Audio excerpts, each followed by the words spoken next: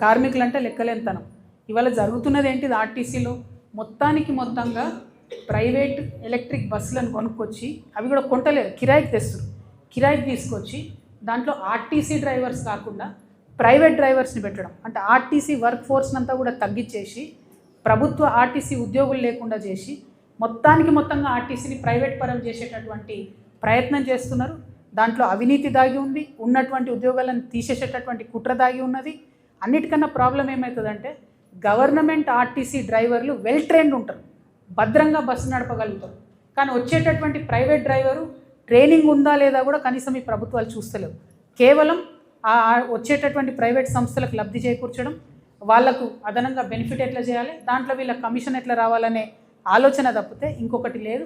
రాష్ట్ర వ్యాప్తంగా కూడా చాలా డిపోలలో ఓన్లీ ఎలక్ట్రిక్ బస్సులను పెట్టుకుంటా ఉన్నారు. ఆ ఎలక్ట్రిక్ బస్సులలో కూడా ఆర్టీసీ డ్రైవర్లు ఉండాలి, గవర్నమెంట్ డ్రైవర్లు ఉండాలని